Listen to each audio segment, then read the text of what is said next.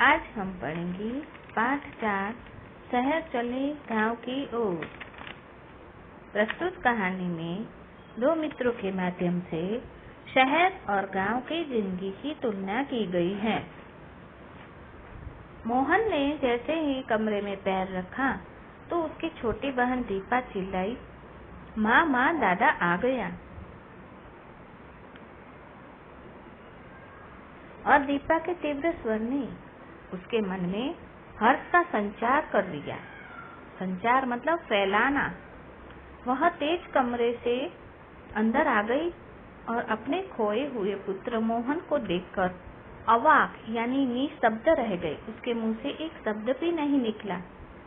उसके मुंह से निकला, तू कहाँ था रे?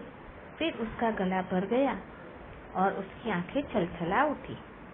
कौशल्या ने मोहन को गले से लगा लिया। पूरे 9 वर्ष बाद माँ को सामने देख मोहन की वाणी भी मूक हो गई थी। मूक यानी चुप।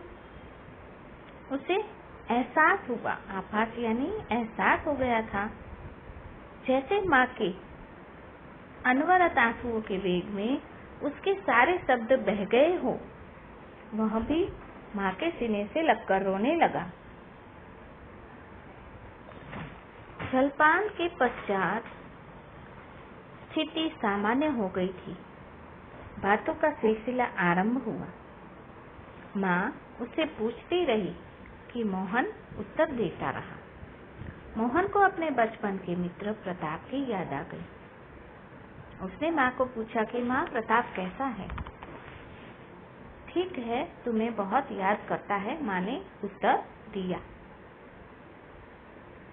क्या तुमसे मिलने आता है?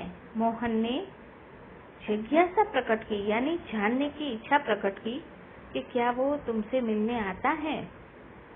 माँ ने कहा, हाँ हाँ, हमेशा आता रहता है। अचानक तेरे चले जाने से वह भी दुखी हो गया है। तो अब वो कौन सी कक्षा में है? माँ ने कहा, 3 साल पहले उसने 12वीं कक्षा उत्तीर्ण की थी। उसे तो नौकरी भी मिल गई थी, लेकिन वह नौकरी नहीं गया। प्रताप के बारे में माँ की बात सुनकर मोहन अतीत में खो गया। वह सोचने लगा कि यदि 9 वर्ष पहले उसने भी घर न छोड़ा होता तो वह भी बीए की परीक्षा उत्तीर्ण कर चुका होता। मोहन और प्रताप बचपन से ही गहरे मित्र थे। सारे अमृतपुर गांव में इनकी मित्रता की चर्चा थी। मोहन कुछ चंचल प्रवृत्ति का था। उसमें धैर्य का अभाव था और दूसरी ओर प्रताप आरंभ से ही गंभीर और चिंतनशील था। चिंतनशील यानी सोच विचार करने वाला। दोनों मित्र सामान्य परिवार के थे। खेतीबाड़ी और पशुपालन से उनकी गुजर बसर होती थी। बस अंतर था कि मोहन के सिर से बचपन से ही पिता का साया उठ गया था और माँ ने उसे अथाक परिश्रम करके मोहन और उसकी बहन दीपा का पालन पोषण किया था। मोहन का मन खेतीबाड़ी में तो नहीं लगता था।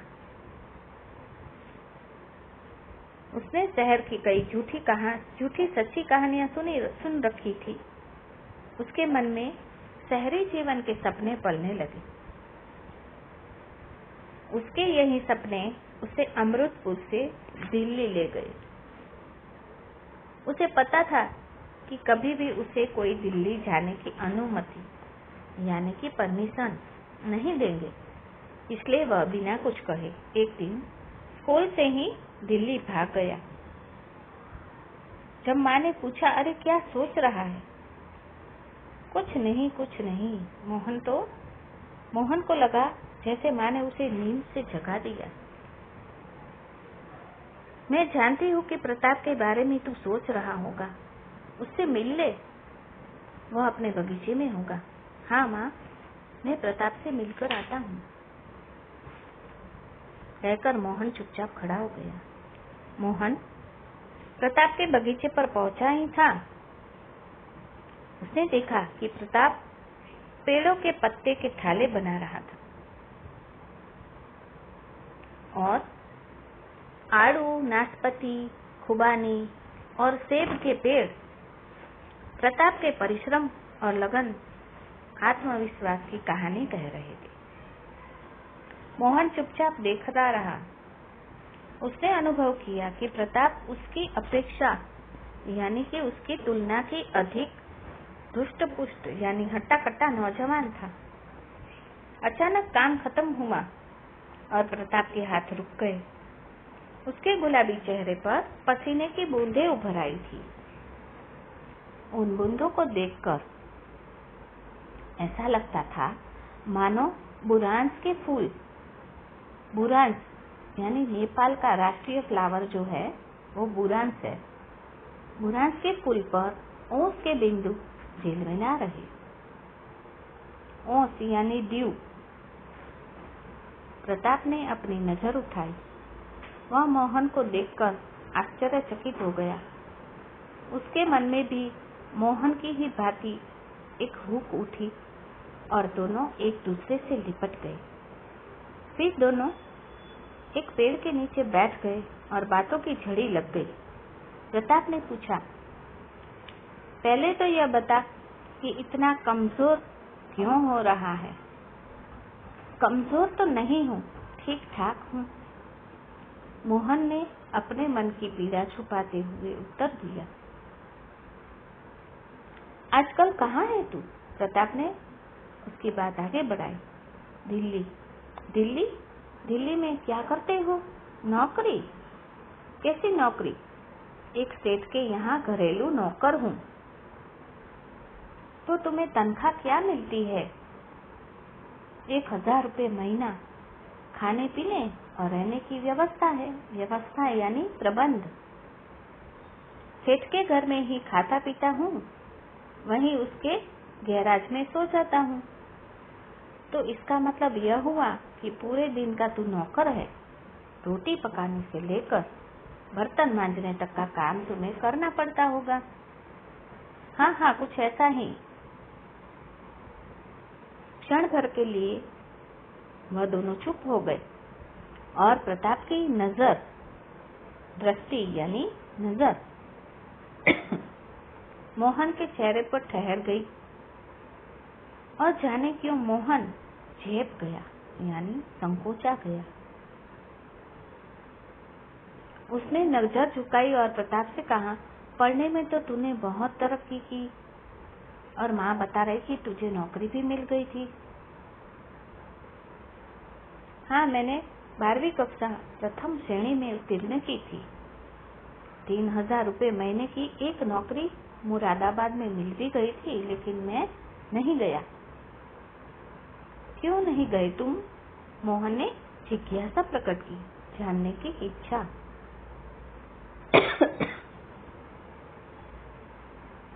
मैंने आत्म मंथन किया यानी मन ही मन में मैंने विचार किया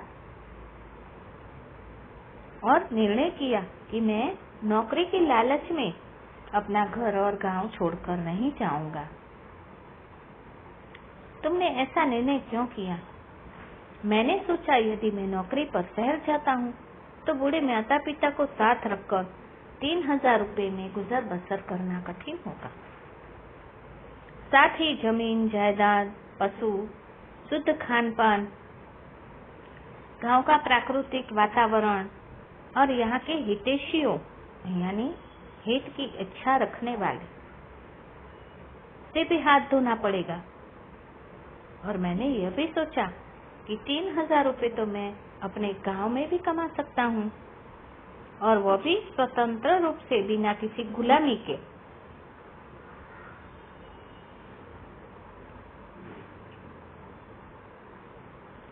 फिर मैंने खेत की कठोर परिश्रम किया, खेती और बागवानी की आजीविका का आधार बनाया। आजीविका यानी जीवन निर्वाह का साधन।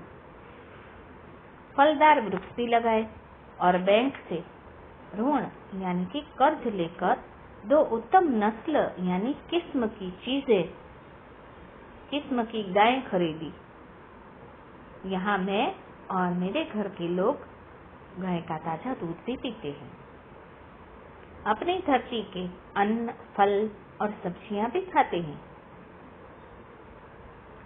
और गांव के स्वस्थ वातावरण में रहते हैं। मैं माता पिता की सेवा भी करता हूँ। इसके अतिरिक्त बचा हुआ फल, सब्जियां, अनाज, दूध बाजार में बेचकर 30-40 हजार रुपए सालाना कमा लेता हूँ। मोहन, तुम खुद सोचकर देखो कि अच्छा जीवन क्या होता है। रहने को अपना मकान, खाने पीने के लिए शुद्ध व पौष्टिक भोजन, शुद्ध वायु व शीतल जल, और इससे बढ़कर अपने माता पिता की सेवा का अवसर। तो शहर की जिंदगी का चकाचौंध में इंसान इन सबसे दूर सिर्फ एक दिखावटी और मशीनी जिंदगी का हो जाता है। यह सब विचार करके मैंने अपने गांव में ही मेहनत और सम्मान की जिंदगी जीने का फैसला किया। और उसकी बात बताकर प्रताप चुप हो गया। मोहन मन ही मन उसके निर्णय की प्रशंसा कर रहा था, तारीफ कर रहा था। उसने अनुभव किया कि प्रताप में उससे कहीं अधिक आत्मविश्वास था, जो उसे दिन दुनी रात चौगुनी उन्नति की ओर बढ़ने को प्रेरित कर रहा था, यानी इंस्पायर कर रहा था। अचानक प्रताप ने पूछा, अब कब लौटने का विचार है? और मोहन की भाव मुद्रा यानी कि उसके भाव बदल गए। अब कभी नहीं प्रताप, कभी नहीं। तुम्हारी बातें सुनकर मैं इस निष्कर्ष यानी कि मैं इस परिणाम पर पहुंचा हूँ कि परदेश की अपमान भरी चुपड़ी रोटी से घर की सूखी रोटी उत्तम है। मैं भी अब गांव में रहकर तुम्हारी तरह मेहनत और लगन से अपने टूटे सपनों को पूरा करूंगा। कठिनाई पड़ने पर तुमसे सलाह लूंगा और बचपन की तरह अब भी मेरा साथ दोगे ना तुम? और प्रताप ने आगे बढ़कर अपने मित्र को गले लगा लिया।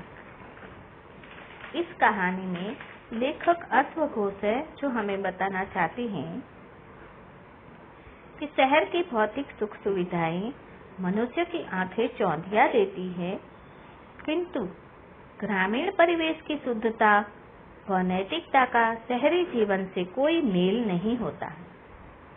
9 सालों के बाद मोहन जब गांव पहुंचता है तो उसकी मां का खुशी का ठिकाना नहीं रहता, और अपने दोस्त प्रताप से मिलने के बाद उसे कामकाज और गांव की सुविधाओं के बारे में पता चलता है तो उसकी आंखें खुल जाती है और अतः वह शहर लौटने का इरादा छोड़ देता है।